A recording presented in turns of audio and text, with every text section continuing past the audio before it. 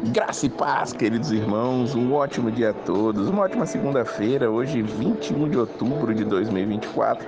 Nosso devocional diário está em João, capítulo de número 6. Que capítulo maravilhoso, muitos ensinamentos. Eu recomendo que você leia todos eles. Se surgirem perguntas, pode colocar aqui no YouTube ou nesse grupo de WhatsApp que você esteja vendo, para nós podermos estar respondendo, de preferência no YouTube, para que a plataforma possa perceber que você está vendo, está gostando. Não deixe de curtir também e compartilhar essa palavra com muitas pessoas para que todos sejam alcançados pelo poder do Evangelho. Nós vamos ver primeiro Jesus aqui alimentando uma grande multidão. Quando aquela multidão estava ali com Jesus, Jesus estava pregando, Jesus ele testa Filipe, ele pergunta a ele: onde compraremos pão para este povo comer? Ele fez essa pergunta apenas para pô-lo à prova. O João mesmo diz aqui no versículo 6, pois já tinha em mente o que ia fazer.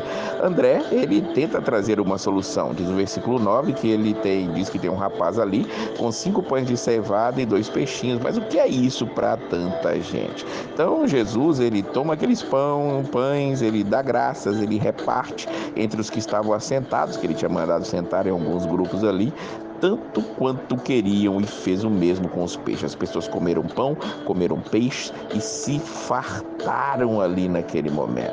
Então, aquelas pessoas que viram Jesus fazendo isso queriam fazê-lo rei à força. Versículo 15 diz para isso, e Jesus então ele se retira e vai subir até um monte para estar orando.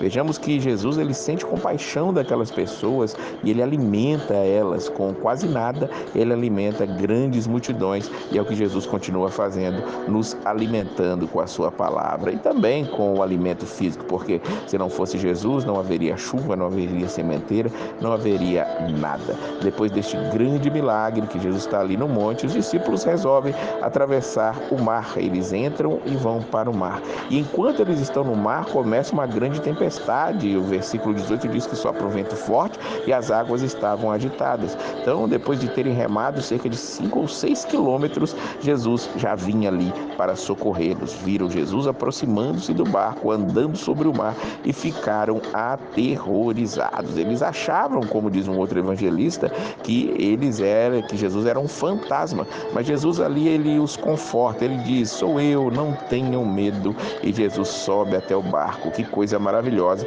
deve ter sido essa visão que os discípulos ali tiveram. Jesus começa agora do outro lado do mar ali a pregar. As pessoas que tinham estado ali, tinham visto a multiplicação do pão, viram que Jesus não tinha ficado por lá, os discípulos tinham entrado sozinhos no barco e eles atravessaram, contornando ali também. O mar ali era um grande lago, na verdade, e todos contornaram e chegaram até onde Jesus estava.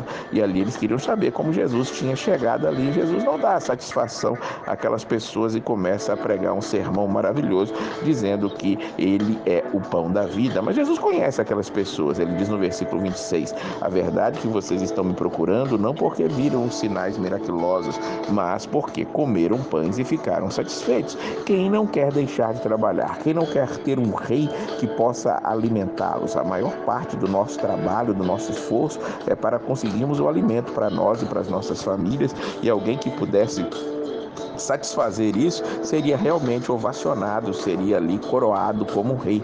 Mas Jesus ele vai dizer algo especial no versículo 35. Ele não está ali para dar apenas um pão, ele diz que ele é o pão. Eu sou o pão da vida. Aquele que vem a mim nunca terá fome, aquele que crê em mim nunca terá sede. E aí eles vai dizer para Jesus, confrontando eles: vocês estão aqui porque me viram, mas ainda não creem. Todo o que o Pai me der virá a mim, e quem vier a mim eu jamais rejeitarei. Veja que as pessoas estão vindo a Jesus, sim, mas pelos motivos errados. Hoje acontece muito disso. Há pessoas que vão até Jesus não por quem ele é, mas por alguma coisa que ele possa satisfazer, buscando prosperidade. Infelizmente, tem muitos líderes que ainda estão incentivando. Nós temos que incentivar a vinda a Jesus por quem ele é. E ele continua dizendo que a vontade daquele que me enviou, que eu não perca nenhum dos que ele me deu.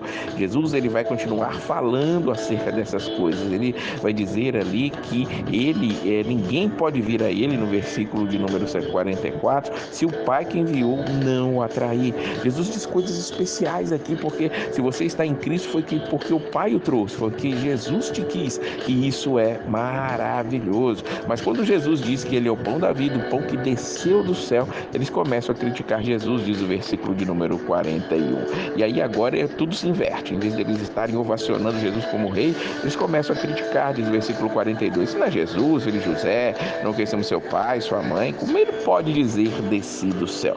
Veja que as pessoas em busca de alguma coisa, quando não recebem, começam agora a criticar Jesus. Mas Jesus, ele vai dizer, vocês não creem porque não tem como crer, porque o único que pode fazer com que vocês creem é o Pai. Ninguém pode vir a mim se o Pai que me enviou não o atrair. E Jesus começa a pregar mais pesadamente. Ele diz: se vocês não comerem a carne do Filho do Homem e não beberem seu sangue, não terão a vida em si mesmos. Todo que come minha carne e bebe meu sangue tem a vida eterna, pois a minha carne é a verdadeira comida e meu sangue é a verdadeira bebida, diz o versículo de número 53 e 54. Nós vamos ver que esse discurso faz muitos ali se afastarem. Ali os discípulos começaram a sair. No versículo 60 diz: ao ouvirem isso, muitos dos seus discípulos disseram: dura essa palavra, quem consegue ouvi-la?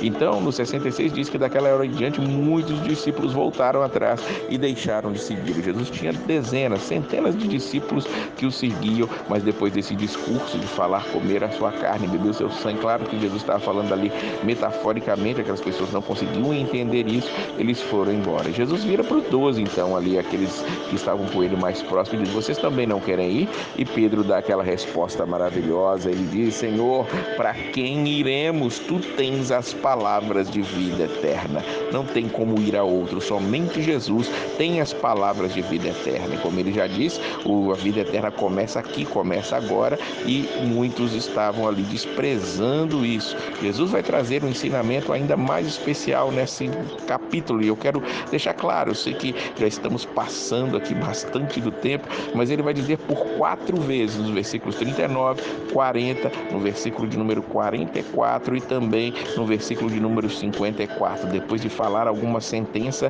ele diz: e eu o ressuscitarei no último dia. Eu o ressuscitarei no último dia. Veja bem que Jesus, ele repete por 4 vezes que o dia da ressurreição é no último dia. E o dia da ressurreição, como Paulo vai dizer em Tessalonicenses, é o dia que os mortos serão ali ressuscitados primeiro e os que estiverem vivos serão arrebatados. Eu quero deixar muito claro aqui para os irmãos, ou seja, somente no último dia todas essas coisas acontecerão. Você veio a Jesus, foi porque o Pai te trouxe, e ele vai te ressuscitar no último dia dessa era. Nós estaremos então para sempre com o Senhor. Que Deus abençoe a sua vida e a paz